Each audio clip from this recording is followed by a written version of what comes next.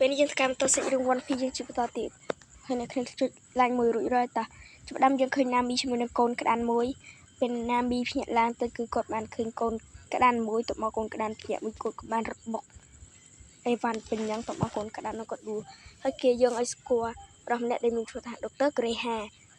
Greha ban vào vỏ cầm đau bằng nam bi cứ soi cầm đau chụp hơi dân tới doctor Greha có thằng nam bi ta phật bị bên ngay thì cứ còn đang slap roasted alien khám quật alien mà bị phục ra khám quật tụi mình bị cứ có trắng chân ta Dr. Greha ở trên thế tụi mình Dr. Greha cứ quật bật chiếc cát này giờ có bật dầm học sung nami tai mà đó tụi máu cứ quật bàn gì tha để ao quật tsunami cứ chỉ bờ mình để đi một thằng Luffy bị quật nhẹ là cứ quật khơi con cái đàn cứ quật sọt một fan chỉ cứ quật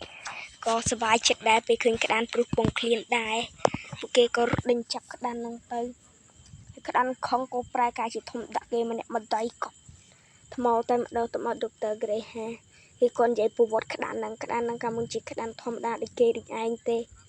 ដោយសារតែវាធ្វើពិសេសគេហៅ DV fruit វាបានស៊ីទៅមកធ្វើឲ្យវាដើរជើងពីរខុសគេទៅមកវាកាសដើរត្រាច់ចោចូលភូមិគីឡូអ្នកភូមិ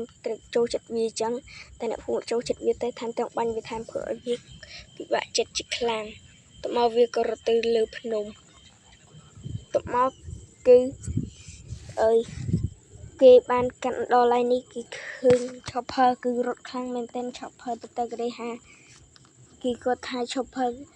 ជាសត្វក្តានមួយដែលអាចចេះវិជាគ្រូពេទ្យតពីគាត់បានព្រោះគាត់